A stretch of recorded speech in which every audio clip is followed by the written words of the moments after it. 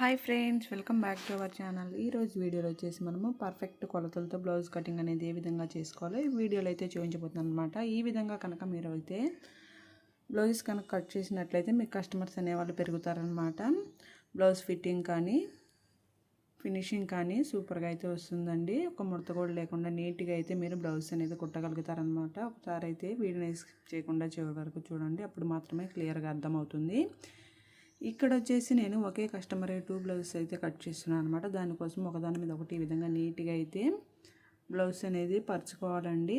క్లోజ్గా ఉన్నది వచ్చేసి మన వైపు అయితే వేసుకోవాలన్నమాట. ఈ విధంగా వేసుకొని మనము ఈ విధంగా కింది వైపున క్రాస్ ఏమైనా ఉంది ఒకసారి అయితే ఎల్స్కేల్ సహాయంతో లైన్ అయితే డ్రా చేసుకొని ఆ క్రాస్ని అయితే తీసేయాలన్నమాట.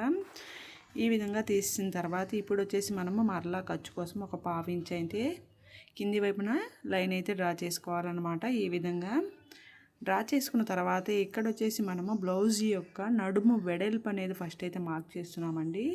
ఈ విధంగా వెడల్పు అనేది ఖర్చు అనేది పై వైపుకి మరొక మార్కింగ్ అయితే వేసుకోవాలన్నమాట. వేసుకున్న తర్వాత బ్లౌజ్ యొక్క పొడవు అనేది మార్కింగ్ అయితే చేసుకోవాలి. బ్లౌజ్ యొక్క పొడవు అదేవిధంగా ఖర్చు అనేది రెండు కూడా మార్కింగ్ చేసేసుకొని ఇక్కడ కూడా మనము స్ట్రైట్ లైన్ అయితే డ్రాయింగ్ అనేది వేసేయాలన్నమాట. అదేవిధంగా ఈ కింది వైపున నడుము అనేది మార్క్ చేసాం కదా, ఇక్కడ కూడా ఒక స్ట్రైట్ లైన్ అయితే క్రాస్ లైన్ అయితే డ్రాయింగ్ అనేది వేసేయాలన్నమాట. వేసిన తర్వాత ఇక్కడ వచ్చేసి మనం కట్ చేస్తున్నది వచ్చేసి 25 అనేది నడుము వెడల్పు అండి. దాన్ని బై 4 అనేది ఇక్కడ వచ్చేసి మనము నడుము అనేది మార్కింగ్ అయితే చేసుకోవాలన్నమాట.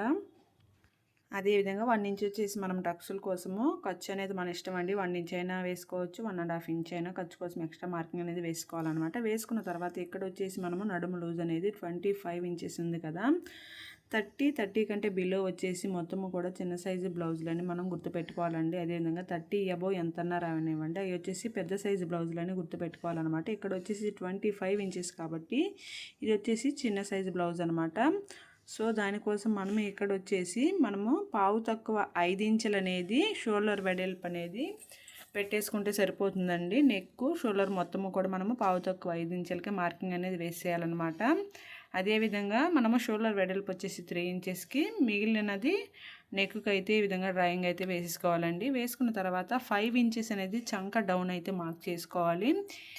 ఈ యొక్క చంక డౌన్ మార్క్ చేసిన దగ్గర కూడా మరలా మనము పావు తక్కువ 5 ఇంచులకు అనేది ఒక డ్రాయింగ్ అయితే వేసుకోవాలన్నమాట. వేసుకున్న తర్వాత మనము నెక్ వెడల్పు కూడా పైన ఎంతైతే పెట్టుకున్నామో కింది వైపున అదే విధంగా పెట్టేసుకొని నెక్ డ్రాయింగ్ అదేవిధంగా చంక వైపున స్ట్రైట్ లైన్ క్రాస్ లైన్ రెండు అయితే డ్రా చేసుకోవాలన్నమాట. ఇక్కడ వచ్చేసి మనము చంక అనేది ఈ క్రాస్ లైన్ అనేది 1.5 ఇంచులకు అనేది మార్క్ చేయాలన్నమాట. ఇది చిన్న సైజు బ్లౌజ్ కాబట్టి 1.5 ఇంచులకు అయితే మార్కింగ్ అనేది వేసేయాలండి. వేసిన తర్వాత ఇక్కడ వచ్చేసి మనము నడుము లూజ్కి +1 అయితే యాడ్ చేసుకొని మనము చంక లూజ్ అనేది మార్కింగ్ అయితే చేసుకున్న తర్వాత మన యొక్క నడుము లూజ్కి ఇక్కడ మార్కింగ్ చేసింది మనకి సరిపోయిందో లేదో ఒకసారి అయితే చెక్ చేసుకోవాలండి.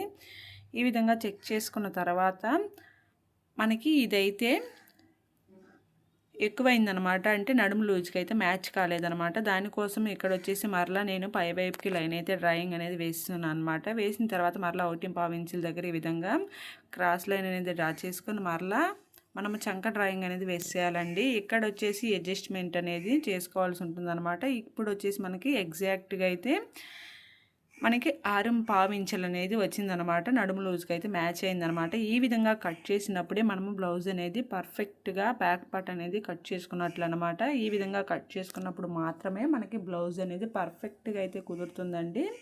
ఫిట్టింగ్లో ఎటువంటి ప్రాబ్లమ్స్ లేకుండా నీట్గా అయితే బ్లౌజ్ అనేది కుదురుతుందనమాట. ఈ యొక్క అడ్జస్ట్మెంట్ అనేది చేసుకోవడం అనేది తెలియాలన్నమాట. ఈ విధంగా మార్క్ చేసుకొని మనము ఇప్పుడు వచ్చేసి మనము బ్యాక్ పార్ట్ని అయితే కటింగ్ అయితే చేసామన్నమాట. చేసిన తర్వాత ఈ యొక్క మనము మార్కింగ్ అనేది వేసాం కదా ఖర్చుల దగ్గర, ఈ యొక్క ప్లేసెస్లో టక్స్లు అయితే పెట్టేసుకోవాలండి. కుట్టేటప్పుడు ఏంటంటే మనకి ఈజీగా అర్థం అవడం కోసం ఈ విధంగా టక్స్లు అయితే పెట్టేసుకోవాలన్నమాట.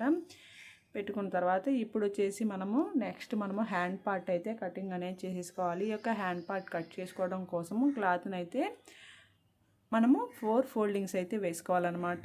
2 హ్యాండ్ పార్ట్స్ అనేది కట్ చేయాలి కాబట్టి 4 ఫోల్డింగ్స్ అయితే వేసేసుకోవాలన్నమాట. వేసిన తర్వాత ఇప్పుడు వచ్చేసి మనము కింది వైపున మరలా ఎల్ స్కేల్తో క్రాస్ ఏదైనా ఉందేమో ఒకసారి అయితే ఈ విధంగా చూసుకొని ఒక క్రాస్ని అయితే తీసేయాలన్నమాట. ఈ విధంగా మార్క్ చేసుకున్న తర్వాత ఇప్పుడు వచ్చేసి నేను ఇక్కడ 1 ఇంచ్ అనేది మనము మార్కింగ్ అయితే వేసుకున్నామండి. ఇది వచ్చేసి మనము చేతి పని కానీ జిగ్జాగ్ కానీ చేసుకోవడం కోసం వచ్చేసి మనం 1 ఇంచ్ అయితే మార్కింగ్ అనేది చేస్తున్నాం అనమాట. ఎక్స్ట్రా క్లాత్ అనేది యాడ్ చేయని అవసరం లేదండి. అదేవిధంగా హ్యాండ్ పొడవు అయితే మార్క్ చేసుకోవాలన్నమాట. ఈ యొక్క పొడవు అనేది మార్క్ చేసుకొని స్ట్రెయిట్ లైన్ అయితే డ్రాయింగ్ అనేది వేసేయాలన్నమాట.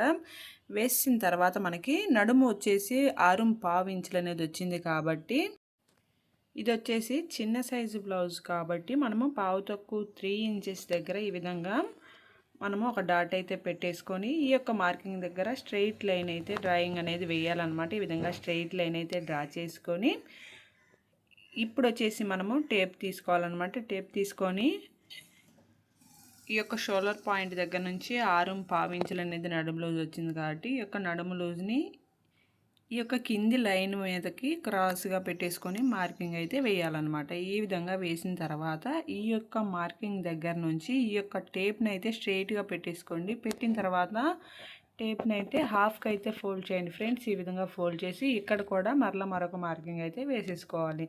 వేసిన తర్వాత 1.5 ఇంచుల దగ్గర ఇక్కడ క్రాస్గా ఒక మార్కింగ్ అయితే వేసేసుకోవాలండి.